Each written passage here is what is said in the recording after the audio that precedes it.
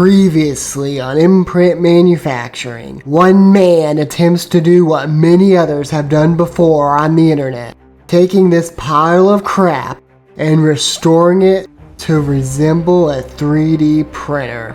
The electronics were all installed, and remember the functioning mechanical switch on the Z-axis?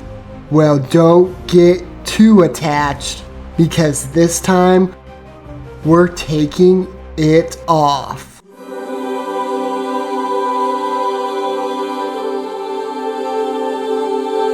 So what we've achieved today is nothing.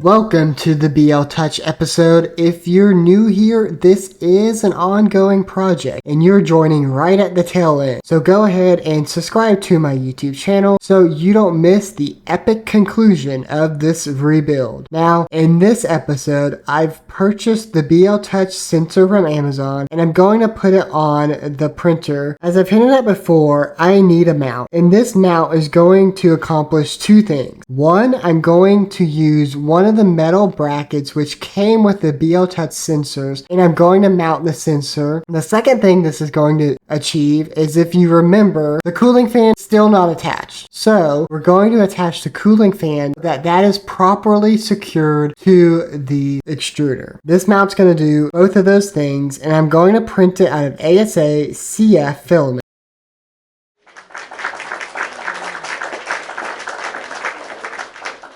I bet you're wondering, now what? How's the rest of the install going, Mitchell? This sucks. I should clarify. Plugging in the BL Touch sensor is super easy. And from the manual, we can get a clear understanding of what all the wires do. We have 5 wires in total. 2 are grouped together and 3 are grouped together. And they're all colored a different color. The 2 wires grouped together first are for the probe or your Z-min limit. Black is the ground, and white is going to be the Z-min. The other 3 wires are for the servo. The brown wire is your ground, the red is your 5-volt signal, and the yellow is your control signal. My SKR3 board has a separate servo port located right near the TFT pins and adjacent to the Z-min pins. So this location is where I plug in the 3 pins, and always make sure the correct wire that we have, the brown, the red, and the yellow, match the pins on the board. So you can always check the pinout diagram for your board if you need to confirm the correct placement of your wires. Now, the 2 pins of wires, the black and the white, will connect to the Z-min port. And here I had to unplug that old mechanical limit switch that I had just plugged in for testing. So we're going to get rid of that, and I'm going to replace it now with these 2 wires. And that will be the wiring for the BL Touch to the SKR3 board. And now that I have it plugged in, the rest of the video is just smooth sailing and perfection. Well, not exactly. Don't you put that evil on me, Ricky Bobby! Don't you put that on us!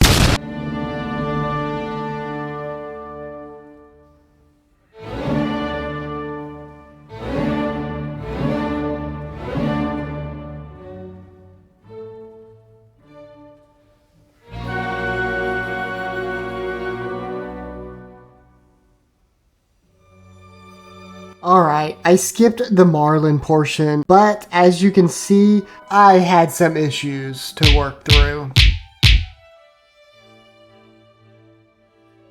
My first problem was with the Z offset. After I would home the Z axis, I would have this space between the hot end and the bed. So to fix this, I disabled the Marlin firmware code called Define Min Software Instap Z. This means that I can actually lower my nozzle below 0 into a desired height where I slightly start to feel friction between the paper and the nozzle. I can then look on the screen and I see a negative value where I'm at in terms of my height, and that is the value of Z offset that I need. And I record this value and I put it in Marlin for Z offset. In my case, I would need to go down -2. You can also do the exact same method if you're too low and you need to bring it up. In that case, you would have a positive number. Alright, with the Z offset set, now we move on to the next issue. My problems now were the X and Y offset. So the Marlin or the firmware probes the center of your bed, and I wanted to visually show you guys how off I was. Now, to get my initial values of the probe offset from the nozzle, I manually measured those with a ruler just to eyeball it and get my firmware flash. So how far off was I? Well, take a look.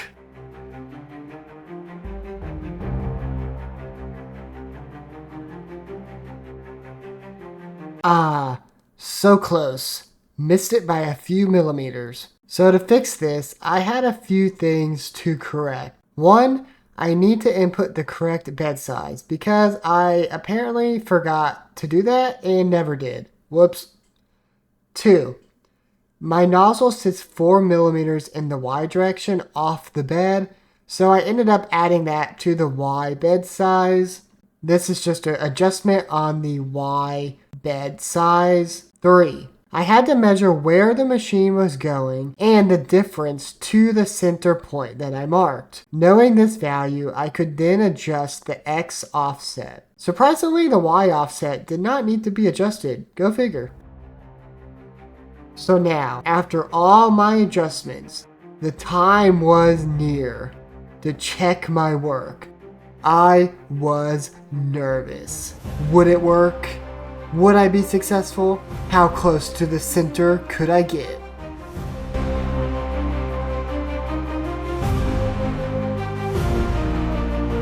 I need absolute silence. I need absolute silence.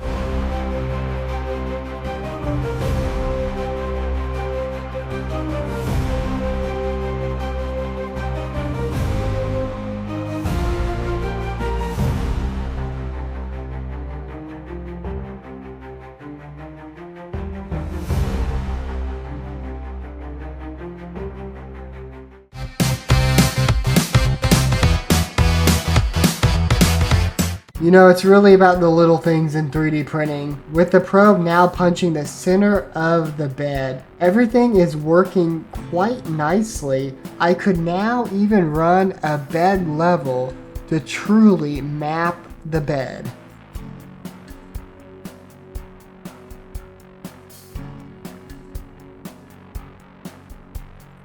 With the BLT touch sensor added, this machine is pretty much good to go for printing. That was kind of all of the upgrades that I had needed to do before I could get it working again. So what do you guys think? What do you think the first print should be? I honestly didn't think that plan was going to work.